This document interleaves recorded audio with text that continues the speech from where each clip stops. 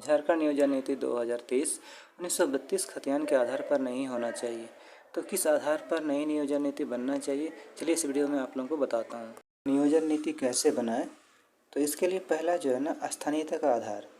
तो पहला 1932 का खतियान होना चाहिए, या फिर दूसरा 1964 का खतियान होना चाहिए, या फिर तीसरा ग्रामीण मुंडा या पंचायत के मुखिया द्वारा स्थानीयता का प्रमाण पत्र होना चाहिए। अच्छा, तीनों में से कोई भी एक प्रमाण पत्र होने पर आपको झारखंड के स्थानीय नीति का लाभ मिलेगा। 1964 का खतियान क्यों होना चाहिए, ये मैं वीडियो में आगे आपको बताऊंगा। तो दोस्तों, इसके बाद देखते हैं आरक्षण का आधार। तो आरक्षण के आधार पर जो है ना 95 से 98 सीट झारखंड के स्थानीय लोगों के लिए रिजर्व रहेगा। बाकी 5 से 2 सीट पर झारखंड के अस्थायी निवासी एवं भारत के किसी भी राज्य के कैंडिडेट फॉर्म अप्लाई कर सकते हैं। इसके बाद जो है ना SC, ST, OBC जाति के उम्मीदवार एवं विकलांग उम्मीदवार के लिए जो आरक्षण है वह लागू रहेगा। जो भारतीय संविधान में आरक्षण है वही लागू रहेगा। जो क्षेत्रीय भाषा में संथाली, मुंडारी, हो, कुरमाली, नागपुरी, खोटरा, कुड़कू, मुंडारी इत्यादि को रखना चाहिए। बिल्कुल दोस्तों, अगर हम लोग आरक्षण पर 100% करेंगे तो हमारे भारतीय संविधान का उल्लंघन होता है। इसलिए जो है ना कम से कम 95% या फिर 98%, कम से कम आपको 5% या 2% तो छोड़ना ही पड़ेगा। क्षेत्रीय भाषा में इन 8-9 भाषा को आप रख सकते हैं, क्योंकि जो नियोजन नीति बना था उसमें जो है ना क्षेत्रीय भाषा में उर्दू को रखा था। बिल्कुल गलत था, उर्दू यहाँ का कोई भी क्षेत्रीय भाषा नहीं है।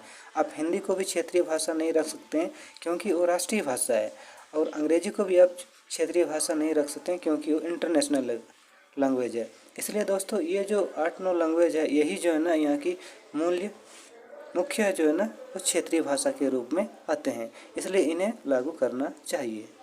अब देखते हैं योग्यता।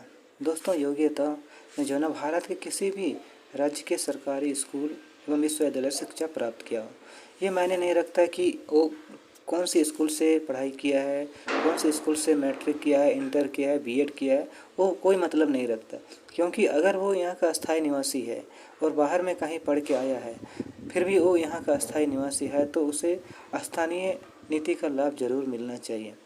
और पिछली बार यही इन्होंने गलती किया था कि मैट्रिक और इंटर जो झारखंड से पास किया वही फॉर्म अप्लाई कर सकते हैं। ये तो नाइंसाफ़ी के बराबर कर दिया था, इसलिए उसका जो नियोजन नीति है वो रिजेक्ट हो गया था दोस्तों। अच्छा, इसके बाद जो है ना उम्र सीमा, जिस तरह से जो है ना इन लोग इतना डिले किया है, तो उस हिसाब से मेरे अनुमान है कि जो है ना उम्र सीमा में कम से कम बढ़ोतरी करना चाहिए अलग अलग कास्ट के लिए। जैसे कि हम ST की बात करें, जैसे उसका जो उम्र सीमा है जो है ना 18 से 45 वर्ष है, तो दोस्तों बढ़ाकर जो है ना 50 से 55 वर्ष कर देना चाहिए। दोस्तों, वीडियो के शुरू में मैंने बताया था कि 1964 का खतियान होना चाहिए दोस्तों, क्योंकि पूर्वी सिंहभूम पश्चिमी सिंहभूम यानी कि कोलान क्षेत्र में जो है ना सभी के पास जो है ना 1964 का खतियान है। ऐसे में दोस्तों, अगर 1932 के खतियान के आधार पर नियोजन नीति बनती है तो फिर इन लोग जो है ना नियोजन नीति के लाभ से वंचित हो सकते हैं, क्योंकि इन लोग के पास 1932 का खतियान नहीं है।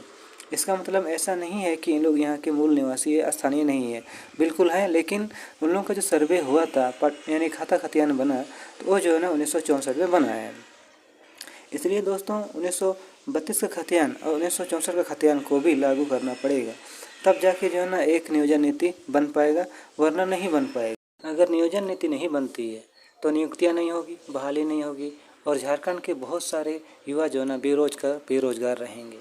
और अगर ऐसे नहीं करते हैं तो हाई कोर्ट में चैलेंज किया जाएगा, सुप्रीम कोर्ट में चैलेंज किया जाएगा, और आपका नियोजन नीति रद्द हो जाएगी। इसलिए दोस्तों, आप लोगों को सब्र से काम करना है और एक दूसरे का सहयोग से चलना है। तीसरा जो पॉइंट था दोस्तों, वो भूमिहीनों के लिए था। अगर कोई भूमिहीन है या गांव देहात में कोई ऐसा व्यक्ति है जिसके पास जो है ना खाता खतियान नहीं है, ऐसे में जो है ना ग्राम सभा करके उसको मुंडा मन की या फिर मुखिया द्वारा जो है ना उसको चिन्हित करके पहचान करके उसको जो है ना एक प्रमाण पत्र दिया जाए स्थानीय का, और जो है ना वो स्थानीय नीति का लाभ उठा सके। अगर आप ऐसे करते हैं तो फिर कोर्ट तो क्या, सुप्रीम कोर्ट भी रद्द नहीं कर पाएगा और आपका नियोजन नीति पास होके आ जाए। दोस्तों, आप लोगों के हिसाब से नई नियोजन नीति कैसी होनी चाहिए कमेंट बॉक्स में लिख करके दीजिएगा, ताकि हम लोग मिल करके जो है ना झारखंड के लिए एक नई नियोजन नीति बना सकें। जोहार, जय झारखंड।